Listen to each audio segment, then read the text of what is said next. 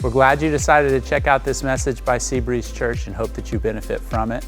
We also hope that you would join us either online or in person on a Sunday. We have a 9 o'clock live streamed service online, and then we have in-person services on our campus at 9 and 10:30. So again, we hope that you would join us, and we hope that you enjoy this message.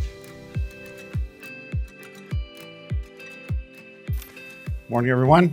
Good to see you today.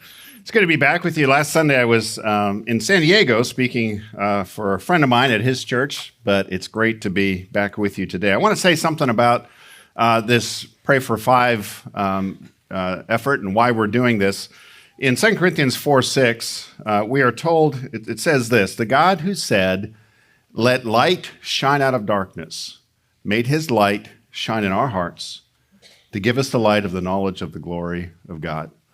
And what it's saying is it's referencing the moment in creation when God said, "Let there be light." And it's saying for those of us who have come to understand who God is and place our faith in Jesus Christ, the real reason behind that is not because we're significantly different than anyone else. It's just like God did in creation. God said to our hearts, "Let there be light." And we began to see what we couldn't see before. We were in the dark before. So one of the reasons we are encouraging all of us to think through 5 individuals that, as far as we know, are not part of any church or not really people of faith, and pray for them, is because most likely they're not praying for themselves. This morning, I was up early and I saw my neighbor heading out with his son. Looked like they were heading off to a baseball tournament. And so I just prayed. I prayed for him and I said, "God, let there be light." And I mentioned his name and his son. And I don't know for sure, but my guess is he didn't pray that this morning. So one of the reasons God has placed you in your neighborhood, where you work, where you go to school, is so that you might pray for the people around you. I'm not going to pray for the people in your neighborhood because I don't know them. That's why you're there. So it's just very helpful to think through, okay, who specifically am I going to pray for over those coming weeks? And just pray, God, let there be light in their hearts. Open their eyes up to see who you really are. And another reason to do this is praying for people by name intentionally gets us ready for when God begins to move in their heart, begins to shine his light in their heart. I would say for me, one of the reasons behind some of the opportunities to love people, to share with people, to help them, some of those opportunities just passed me by because I wasn't thinking of them. I was thinking of my day, and I had my head down, focused on what I was doing. But when we pray for people, our eyes are lifted up, and we're looking out, and we're looking for opportunity. So this is why we are doing this. So I would encourage you to go ahead and sign up for this. Just text, as it says on the back of that card. There's several helpful videos, just little 1 to 2 minute videos of how to identify who you might pray for, some ideas on what to pray. We're going to do that over those coming weeks. So I encourage everyone to be a part of that. Now today, let's dive into the message. We're beginning a 4-part series called Revive. Now, the word revive simply means to restore life. And the reason that's important is because life, of course, is not a stable condition. Life is fragile. And so to be alive is to be subject to the forces that drain us of life. And that's why we get tired. That's why we get sick. And as humans made in the image of God, we don't just get physically tired and sick, we get emotionally tired and sick. We get discouraged and we get anxious and we get stuck. So we are in continual need of being revived, of having life brought back to us as it's drained away from us. And that's the real purpose behind this series. We had planned a different series, and about a month ago I said, you know what, I think we need to do this for 4 weeks. And the reason is just, I don't know about you, but as I talk to people around me, everybody is some form of tired. You know, whether it's just physically drained or whether it's emotionally, we're just exhausted and struggling.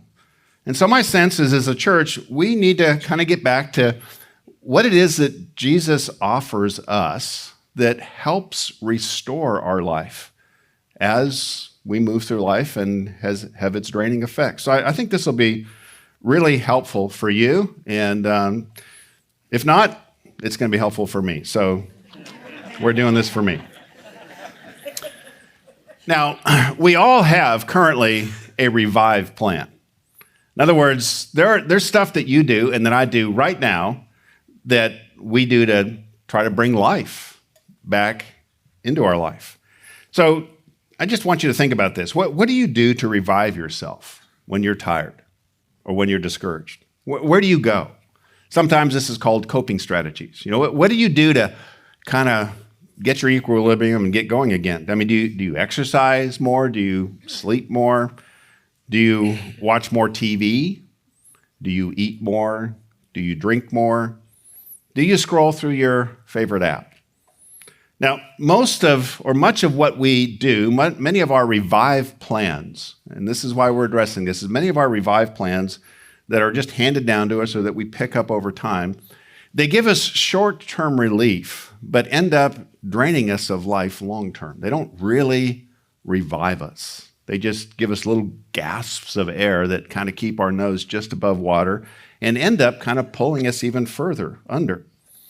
There's a group called the Positive Psychology Group, and they've got some helpful tools, but here's a wheel that they use to identify some of the most common or unhealthy coping strategies. Now, don't worry, you can't see all this, and this is a whole lot, and I don't know all of what those categories mean, but on the outside of the wheel are some of the specific activities that are unhealthy, and it contains things like substance abuse, problem avoidance, emotional eating, isolation, procrastination, excessive screen time. Those are some of the things that are clearly identified as unhelpful Revive plans.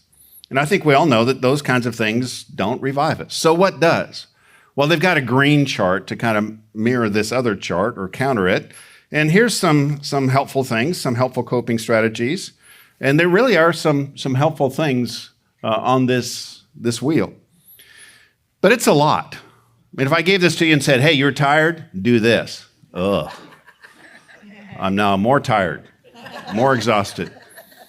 So Jesus' Revive plan starts with 3 simple words. This is our focus today. Come to me, Jesus said. If you want life brought back to you, come to me. And really over these 4 weeks, we're going to look very practically at what this means. This is not just an emotional statement or even a faith statement. It has very specific ways in which God brings life to us as life is drained away from us. These words come out of Matthew 11, 28 through 30. Jesus said, come to me, all you who are weary and burdened. So it seems like this is not just a modern problem. This is 2,000 years ago. And I will give you rest. Take my yoke upon you and learn from me, for I'm gentle and humble in heart, and you will find rest for your souls. For my yoke is easy and my burden is light. So I don't know if you picked up on this, but Jesus is indirectly pointing to the 2 main reasons why life is exhausting, why life is draining. The first reason is we are finite beings, which means we have a limited internal capacity. We can only handle so much. And that's why we get weary. The second reason life is draining is there is burdens on the outside of us, the circumstances of life that are weighing on us. And they tend to expand over time. They don't just tend to go away and get easier. Now, ideally, the size of your internal capacity, whatever you can handle on the inside, would perfectly match the size of your external circumstances. You know, the burdens, the challenges, the frustrations that you're dealing with. That would be ideal, but we don't live in an ideal world. We live in a broken world that's been warped and shattered by the sin of others and our own sin. And that affects both of these causes of our weariness. It diminishes our internal capacity while at the same time increasing the problems, the circumstances, the size of our external burdens. Now, we can do some things to moderately increase our internal capacity. If we eat well, if we exercise, if we get good sleep, do some of the things that are on that wheel, we can just, increase our capacity a little bit. And we can also decrease our circumstantial burdens a little bit if we make sure that we're not taking on more than we should and don't have a clear understanding of what we're responsible for and what we're not responsible for. That really helps. But even if we do both of those, in a broken world, we will still be weary and burdened. Life will just always be draining. That's why Jesus made this offer. Come to me. He says, come to me and I will help you. This is the first point if you're taking notes in the outline. Come to me and I will help you. Often we are weary in part because we're trying to do everything on our own. And that's not how we were created. That's not how we were designed. We were not designed to handle the challenges of life alone. So what does it mean to take on his yoke? Well, Jesus was pointing, obviously, to a familiar farming, agricultural image back in the day. It's a pair of oxen. These are just sitting there for show, but in that day, they would be attached either to a cart to transport things, or they'd be attached to a plow to plow a field. And this, of course, was the best way to get work done back then. Everyone knew that it was easier to carry a load with a team of oxen and a yoke, and it was easier to plow a field with the same. So Jesus is basically saying, would you team with me? Stop going it alone. Put your neck in the yoke that I'm in, and I will help you. I will accomplish more. He says, take on my yoke and carry my burden. Now, when you read those words, if you're weary and tired, it sounds like more work, not less, right? So you've already got work. You've already got burdens, and Jesus says, okay, you weary and tired people, here's more. Add my yoke to yours and my burden to yours. And that sounds like more work, not less. We already have too much to do. So how is this actually helping us? What Jesus is really offering us is a way to increase our capacity to be able to handle the draining effects of life. A few years ago, I was installing a ceiling fan in our bedroom, and I can't remember exactly how many wires I had to connect together to do that. I think it was maybe 6 connections. And for most of my adult life, whenever I needed to attach 2 wires together and strip the insulation off the wires, I would go into the kitchen, find a sharp-ish knife, not too sharp, and I would go to the insulation and I would try to get that insulation off without stabbing myself. I did that for most of my adult life. And the reason is because I knew there were tools out there for this. But I was always in a rush, and there wasn't too much, I don't do too much electrical work. And so my thought was, I'll just do this. But for some reason on that day, as I looked at those connections, I thought, I'm done with the knife in the kitchen approach. So I stopped the project, got in my car, went to Home Depot, and I bought this tool. This has been great.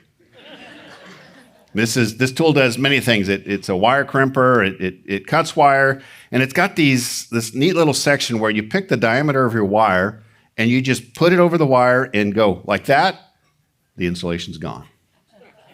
It's just amazing. It's fascinating to me how many tools are out there that just make life so much easier. So on that particular project, because I went to Home Depot, I was adding work to my project, right? It would have been quicker if I'd just done the thing that I always done. But what was happening is I was adding capacity to my future projects. So now, whenever I have electrical things, I just get this thing out and I smile. I don't have to go to Home Depot. I've already done that. I've already done the work. I now own the tool, and it helps me. This is what Jesus is offering us. He's offering us an exchange. He's saying, okay, you have a certain set of ways of handling the challenges of life. Let me exchange your ways for my ways. Let me give you a tool that will, I know it's work. I know it's going to take some time to acquire this tool. But if you do, then over time, you're going to add tremendous capacity to your life. In the long run, you're going to come out way ahead. What's the tool? Well, it's that yoke. He says, I'll offer you a yoke for your weakness. Again, that's a strange sounding offer for help. But you have to understand, this is a come to me offer that Jesus is making you. In other words, it's a following offer. It's Jesus saying, I want you to learn how to structure your life. I mean, you get your neck in a yoke, your body is following.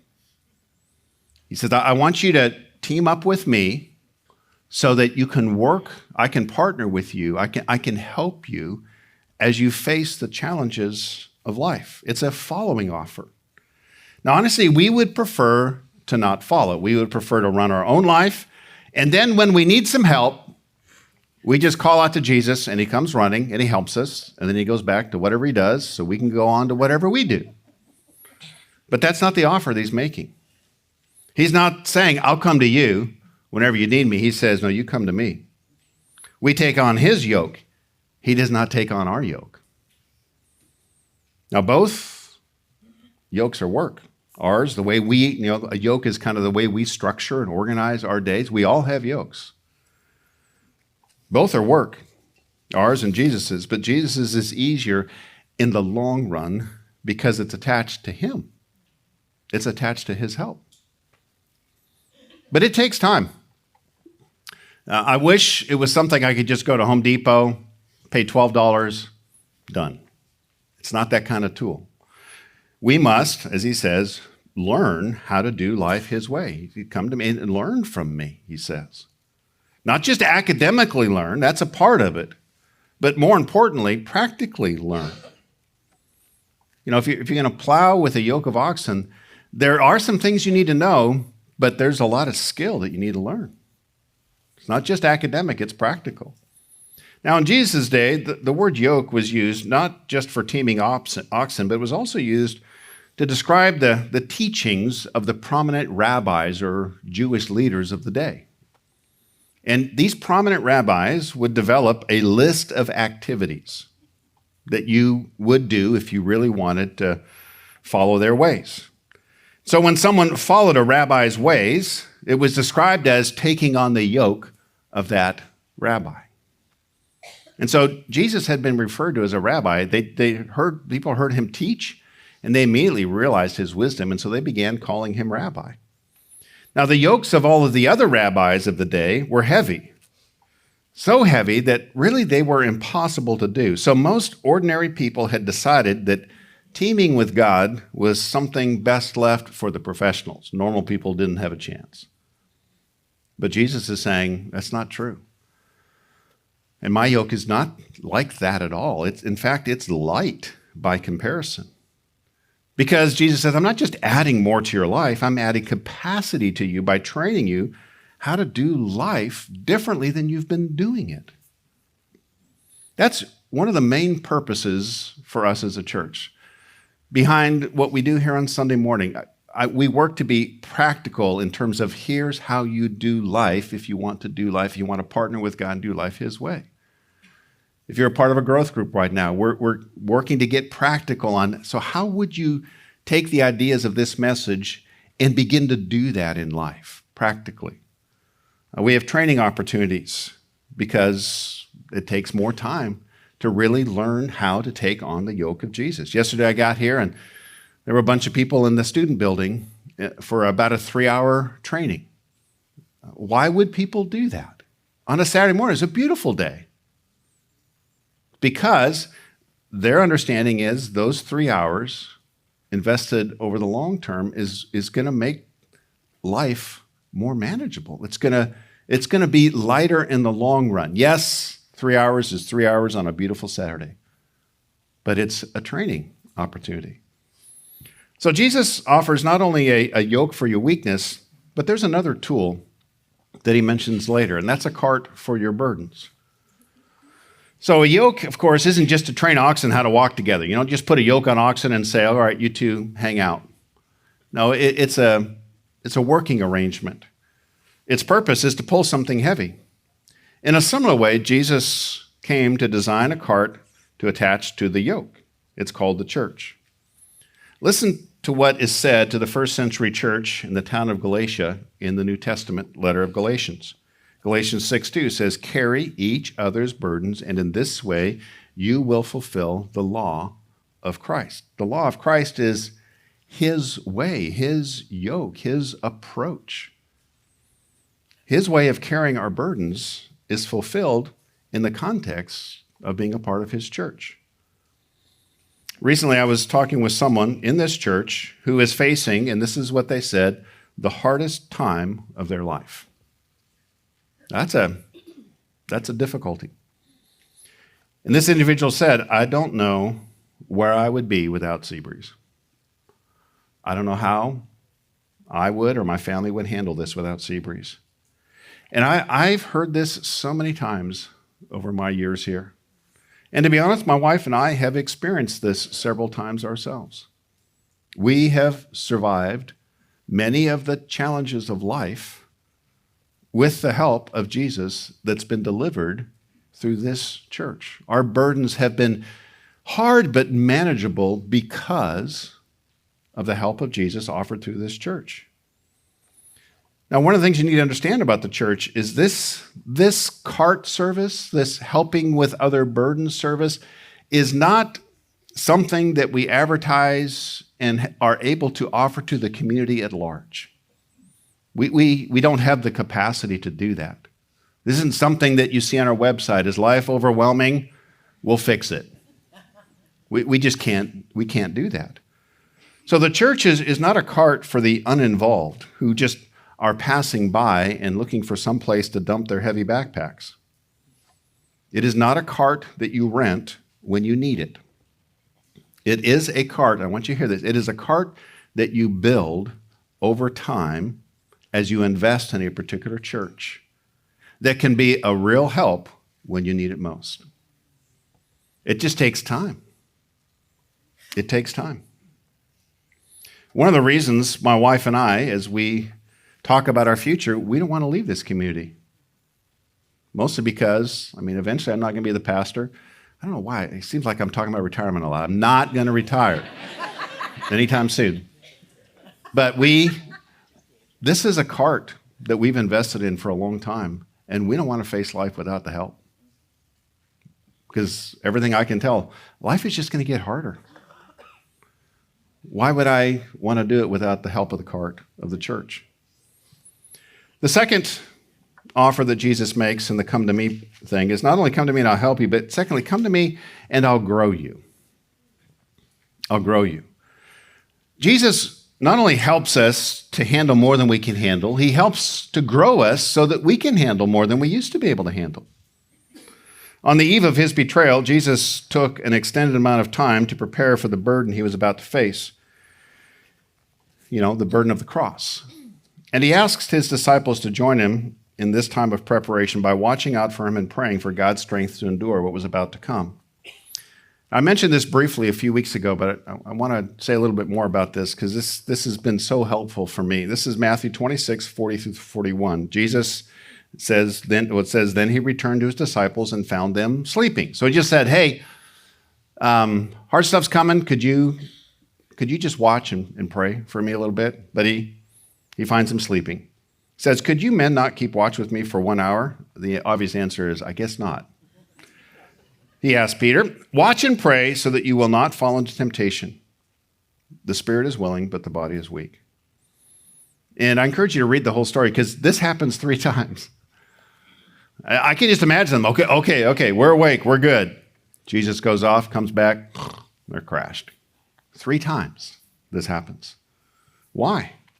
Well, if you read the context of this scene, it had been an absolutely challenging and crazy week for Jesus and his disciples. In fact, 1/3 of the record in the New Testament of the life of Jesus takes place on this 1 week. That's how much happened on that 1 week. And it was late at night. So why was Jesus able to stay awake and not them? Why was he able to go off and pray and watch and they couldn't? Well, you might say, well, he had an unfair advantage. He was God in flesh. Well, that's true. But that didn't mean he didn't need to sleep. He was God in flesh. His sleep needs were the same. He had the same kind of body. He didn't get like a upgraded human version body. He got a real human body. And Jesus was tired, just like they were. But Jesus, if you look at his life, he had a pattern of doing this, of watching and praying, watching and praying. So this was not a new discipline for him. This was something that he had done. And what's interesting is right after the disciples can't seem to stay awake for 1 hour, they end up actually staying awake for 24 hours because Jesus is arrested, there's a trial, he's convicted, he's sentenced to death. And that takes about 24 hours for all of that to happen, and none of them sleep during that 24 hours. And the reason is obvious, because their master is on trial for his life. And that's what a crisis does to all of us. When a crisis hits, we are awake. We can stay awake, for 24 hours, sometimes longer than that if we need to. But what we tend to do is not prepare for a crisis in advance. We react to it in the moment, but we do very little to prepare for it in the future. And part of the reason is because we don't know what the crisis is. If I knew every crisis that I'm going to face, I could begin making plans now, but I don't know. I can imagine some, but I don't know. They didn't know. And so what we tend to do is we tend to not prepare because we don't know what we're preparing for. But it's all of the small moments, like Jesus was asking them to watch and pray, before the moments of crisis that provide us with the opportunities to grow our capacity and get ready for the future burdens. So Jesus is saying that he will grow our capacity to face the future as you watch and pray. That's one of the key ways he's going to grow us. We just have to watch and pray, watch and pray, watch and pray. Why watch? Because something that we can't see is coming. Now, I don't know what it is. I really wish I did. So how then do we watch? Well, the best way we can watch is to read and become familiar with the Bible, because that prepares us for the broad range of whatever is coming. Now, the Bible, let's be clear, is not a crystal ball that predicts our future. The Bible gets us ready for the burdens of life because it covers every single category of challenge and how to prepare for that challenge. But that takes time. And usually, the best time to read the Bible occurs during the morning or late night hours, early morning, late night. And like the disciples, we're tired. It's easier to sleep than to watch. But if we don't know what the Bible says, then we will just keep being overwhelmed by what happens to us in life. That's why we watch. So why do we pray? It's because our tendency is just to handle the challenges of life alone. And prayer is a very simple way of saying, God, help, of bringing our mind in line with the fact that we're not alone. God is here. Now, for me, I almost always feel too tired to pray. I mean, one of the problems is I usually close my eyes to pray, and that doesn't help, because that's what I do before I sleep. And there are a lot of mornings when my alarm goes off, and I would prefer to sleep just a little longer rather than get up and read my Bible and pray about my day. But here's the problem. If I'm too tired to pray today, okay. But then what if I'm too tired tomorrow, and then the next day, and then most days? And before long, my pattern, my yoke, doesn't have watch and pray in it. And I'm once again facing the burdens of life in my own limited capacity. And that is always a recipe for weary and burdened. So the next crisis in life is coming. We don't know what it is. We don't know when it is. We just know that it's coming. And that's why Jesus says, watch and pray. Why? Because the spirit is willing, but the body is weak. This is fascinating. The spirit is what we intend to do. The body is what we actually do. You may have a lot of intentions this afternoon. That's great. But your body is going to be a record of what you actually do this afternoon. The disciples said they would be there for Jesus. That was their intention. That was their spirit. They were willing. But then they ran. And this is similar to us. Like the disciples, we tend to overestimate our capacity to respond in the moment and underestimate our capacity to grow over time. This is common with us. Just think of something you're struggling with. Just think of a temptation.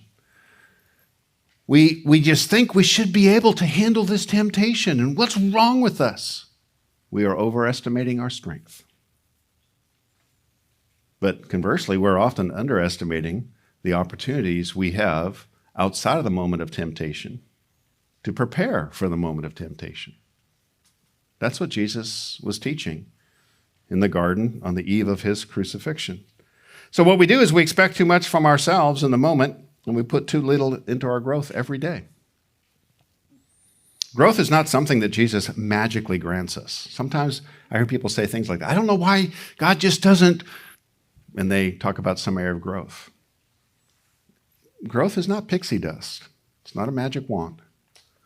Growth is something that God does miraculously. He works it in our life, though, over time as we direct our bodies to watch and pray. So how long, then, does it take for us to grow? I don't know.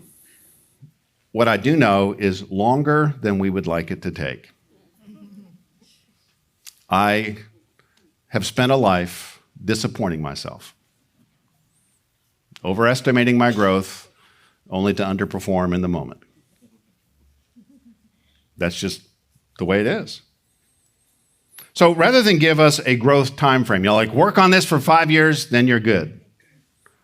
God gives us a principle. Here's the principle. Jesus says, I'll grow you as you persevere. So how long? I don't know. Just keep going. Don't quit. Don't bail. Persevere. And here's the challenge. We want things to get better. Jesus wants us to become better. I mean, this is the problem. Every day, we want today to be better. And that runs against the fact that God is designing the day to put enough pressure on us so that we can grow and become better. And so it's common for us to become weary when we expect things to be better by now, and they're not. Hebrews 10, 36 to 39 says something very helpful to say about perseverance. It says, you need to persevere.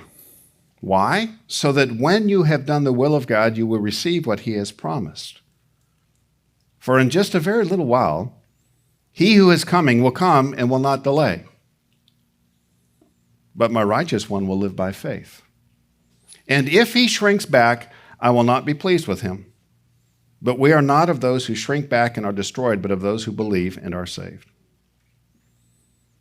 A lot of ideas. So let me illustrate it this way. What it's talking about is, let's say this is your timeline. Here you are. You're heading this way into the future. And right now, you're weary and you're burdened.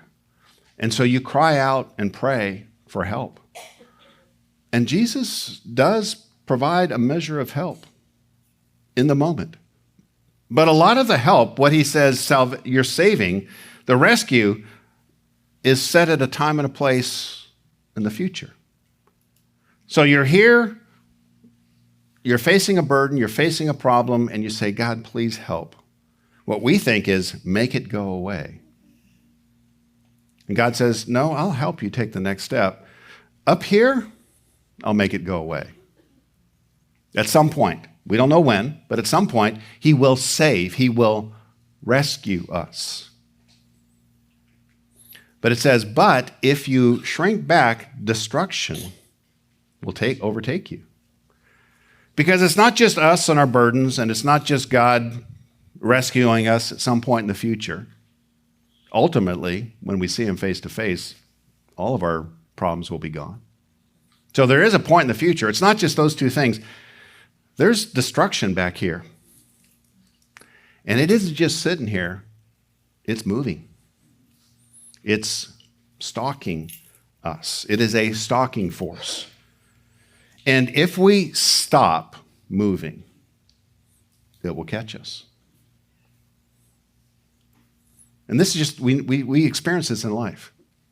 If we stop making progress in our marriages, those of us that are married, what will happen to that marriage? Destruction will catch up to it and destroy it. If we stop moving forward in parenting, we decide, this is just too hard, I'm too busy, whatever. Destruction will catch you. If you quit on God,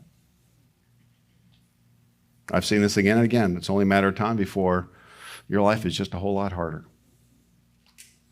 But if you persevere, and what persevere means is not like under load, it means taking the next step, taking the next step, the next right step, the next right step.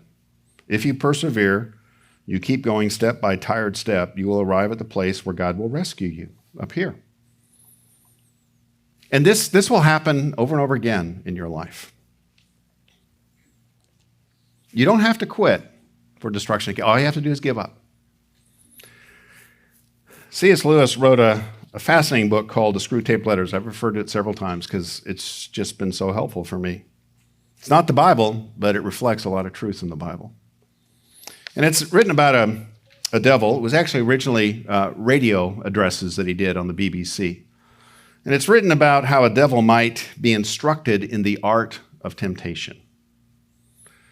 And here's a quote that addresses this timeline in God's future rescue. Here's what it says: to produce the best results from the person's fatigue. Now, this is, again, Satan's approach on how to mess up our life. To produce the best results from the person's fatigue, you must feed him with false hopes. Whatever he says, let his inner resolution be not to bear whatever comes to him, but to bear it, quote unquote, for a reasonable period. And let that reasonable period be shorter than the trial is likely to last. It need not be much shorter. The fun is to make the man yield, give up. Had he but known it, relief was almost in sight. Well, that's been so helpful for me because I find myself doing this. I put a time frame. Okay, so this circumstance, this challenge, certainly by this time next year, it'll be over. And then when I get to that time next year and it's not, you just have to persevere. Now, why would God delay our rescue? Because growth requires difficulty. You know, it's like weightlifting.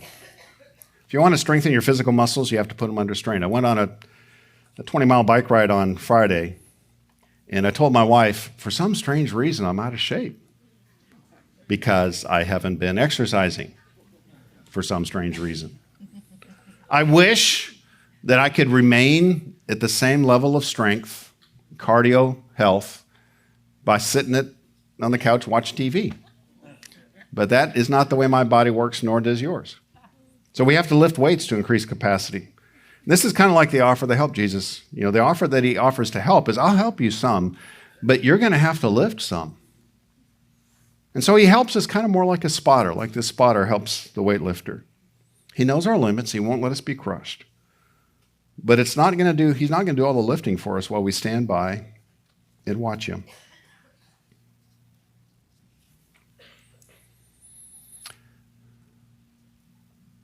I'm going to wrap it up now because I'm running late. There's some other things that we'll share in another message.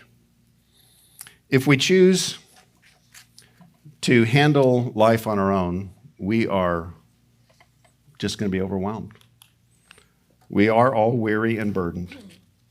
That's why we all have some kind of revived plan. Jesus is offering us a better way. He says, come to him. In the next 3 Sundays, we're going to dive into the details. We're going to look specifically next week at what it is that drains us. And then in the 2 weeks that we wrap this up, what are the activities? What are the things that Jesus said we can do to bring life back into our lives? Let's pray together. Jesus, we thank you for this offer. And we admit that we are weary and we are burdened. And so we qualify. And I ask that you would help us to examine what it is that we do, the structure of our days and our lives, how we try to refresh ourselves, and how different that is from yours. We ask for your help. And I pray for many in this room. I don't know all the circumstances. I know some. But God, I just pray you'd help them today before they put their heads down on their pillow, that you would help them to keep moving forward today. And then tomorrow, God, it'll give them strength for that day, and then Tuesday, and then on and on. Help us to endure and keep going. We are not of those who shrink back and are destroyed, but of those who believe, who trust you, and are saved. We thank you, and we pray this now in your name, Jesus. Amen.